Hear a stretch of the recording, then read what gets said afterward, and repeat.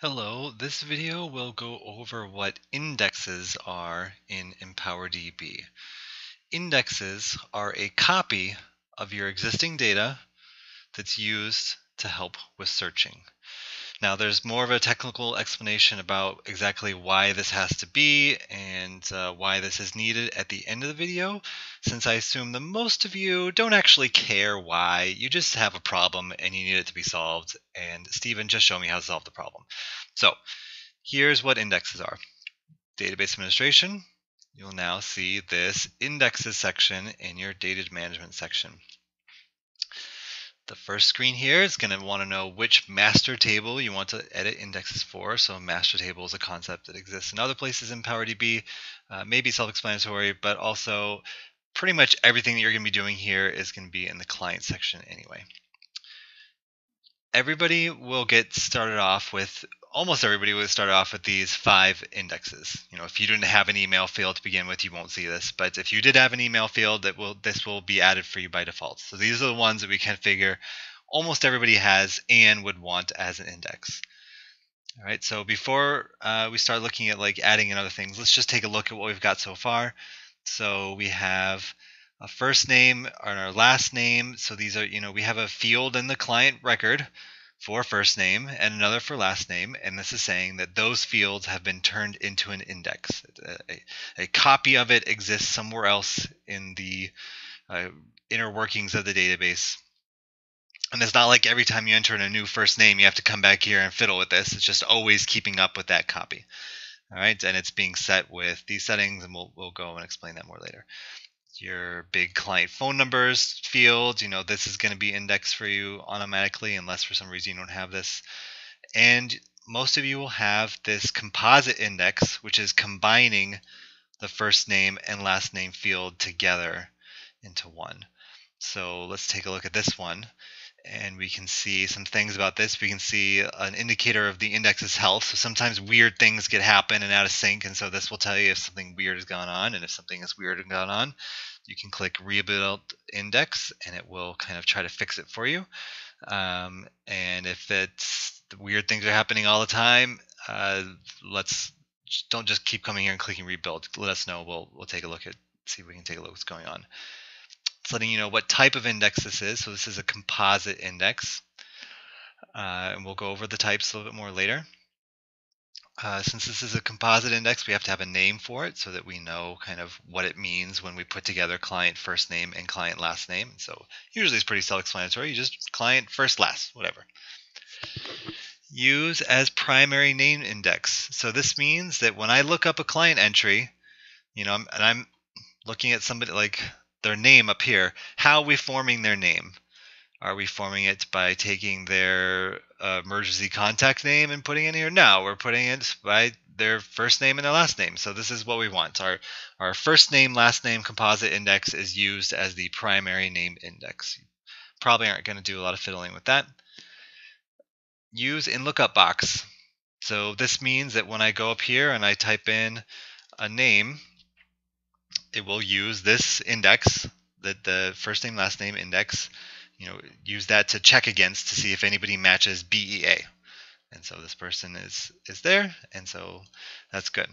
We want to really encourage you to treat this lookup box as thinking about your staff needing to just look up people that they know really quick. And they know people by their names. They know them by their client ID numbers, potentially. If you're communicating with people about clients with client IDs, you might say, oh, hey, go see client 28268. And so you can look them up by their client ID numbers. But your staff probably don't know people by their abuser's name.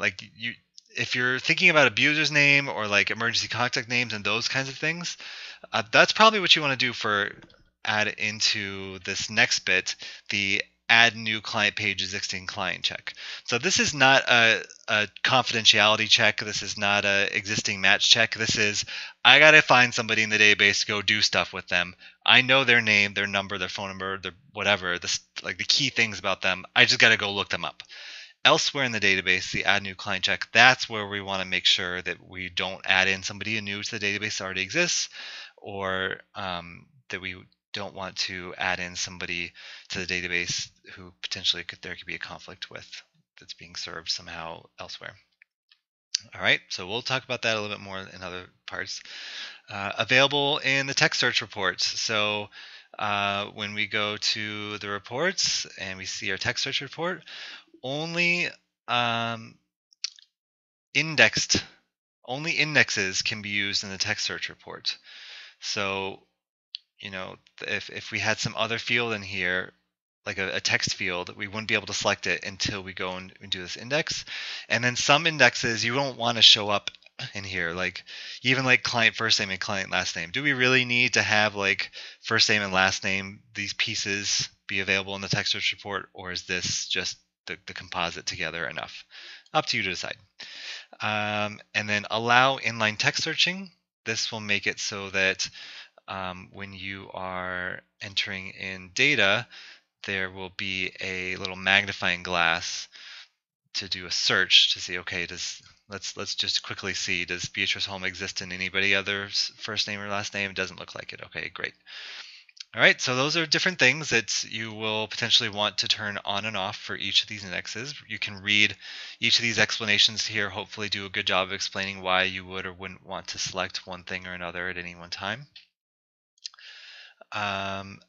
Another thing that you can do is you can come here and click delete index, and it's not going to ask you, are you sure? It's just going to do it, because it's really not a problem if you delete an index. You're only deleting a copy of your data. You can just recreate it immediately if that was an accident. And then you can click view index contents if you just kind of want to get a sense about what's happening. This is what's actually in the database. And again, the technical explanation later in this video will explain more about what all that is. All right, so let's start adding in something new. So in our example, we have emergency contact first name, an emergency contact last name, and phone number. So we want to be able to have it so when we're adding in a new client that it's checking to see if the names that we're adding match against what's entered in other people's emergency contact names. So how do we do this? We're going to go to our indexes section, and again, you'll probably want to be in the client section, and we're going to start off by adding a standard index. And now we're going to select the variable that we want to be our standard index. Now in this example, we want to combine these together into one. But in order to do that, we first have to add in the pieces as an index. So we're going to say, okay, first name, we want to keep that. And what kind of index is it? Name, other text. So other text would be like, let's say you have like medications text field where you can type in whatever medications. You're going to want to, that the system will know to kind of treat those other text fields as something different than name text fields. So it's important you do this and that you don't lie about what it is just to get around what the system is assuming for you. You want this to be treated for. Okay, create it. Done. All right, and now we can fiddle around with what we want to do. So in this case, we might not want to do anything. We only added this just for the purposes of allowing us to make a composite index later. So I don't want it to be available in any kind of lookup things or text search reports. I just want to move on and make my next index. So let's go. Emergency contact last name. This is a name. And now it's created. Again, don't want to click yes to any of these things. I don't actually need it for anything other than being able to go to add compound index. And now it just wants to make sure that we are in the client section. And now we can say, okay, I want emergency contact first name and emergency contact last name to be combine those together into a compound index so that the system knows that in one place here is the first and last names combined together. So then we have to come up with a full name for it, and we'll just do emergency full name just for something. Great, compound index. Great. And now here we are where we're going to want to click yes or no to things. We don't want to click yes on here for primary, whether we want this to be the primary name index. When I look up Beatrice, I want to see Beatrice. I don't want to see Simone Rodriguez as as the name. So we're going to keep that as no. Use in lookup box.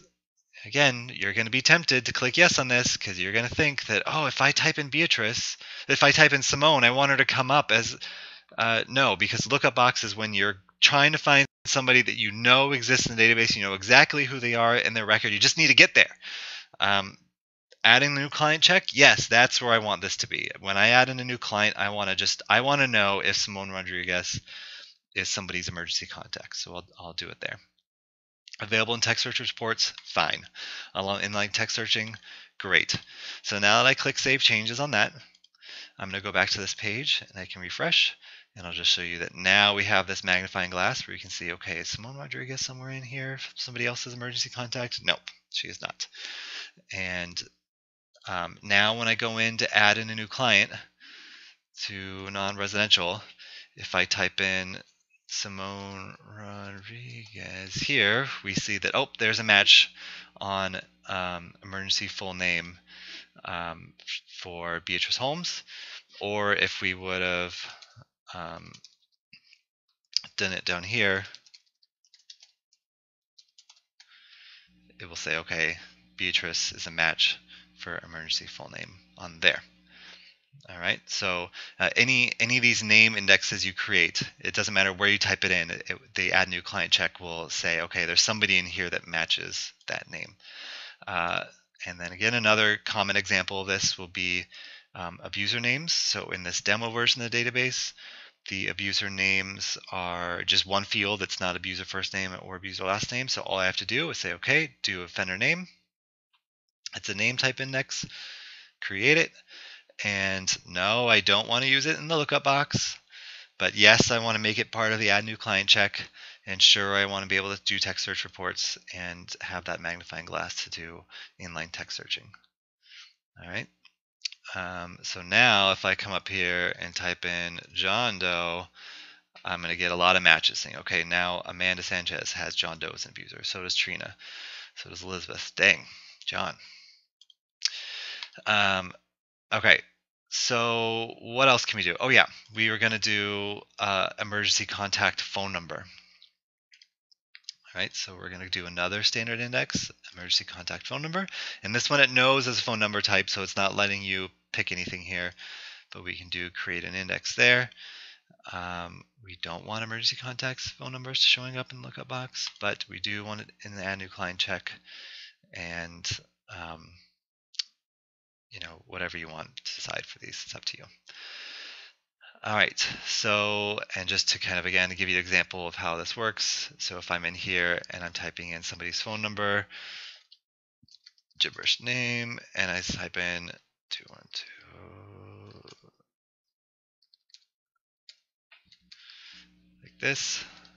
Oh, well, I might have typed in the number incorrectly, but it should come up over here to say that this person exists in the database with that phone number. Okay, last kind of weird thing I need to show you about with these indexes is that there you can click and drag the order here. Now the order of these indexes only really matters in one really kind of unique, hard to describe technical situation. So I decided I'm just going to tell you, make this be an order in which the indexes that mean more to you, that are more descriptive about the client, show up higher up, and the ones that are less descriptive show up lower down. So like, you know, and don't like really freak out about getting this right, but like generally, you know, offender name you would count as being like more descriptive of a client than emergency contact full name. All right, and if you do this order and in that way, then the weird technical place in the database where this comes up will be accommodated for, and it will behave in the way that you think that it should behave. All right, so that's indexes. There's going to be a help file linked to up here that sends you off to a page with this video, which is why it doesn't exist yet, and a list of other frequently asked questions that people have or we anticipate they will have regarding making indexes. So questions or things that trip people up. So if you have more questions, maybe check out that help file and see if your common question is in there. And if not, please send us a message and let us know. We definitely know that this is not the most intuitive thing in the world, but as you'll see from this next part of the video, which maybe you care about, maybe you don't, it is completely necessary with the way that EmpowerDB is set up. All right, so if you don't care about the technical thing, the X button to close out of this video is maybe somewhere to the top right. Feel free to click that now. All right, so let's say that this is your database and you have 15 names in it and they're just stored in just plain text like this. And you needed to do a search to find out which ones were named Jennifer. If this is what you got, it's really easy. Boom, here's your Jennifers. It's really easy for a human and really easy for a machine to do this process, to find the Jennifers. But this is not how EmpowerDB works. Everything is encrypted in EmpowerDB.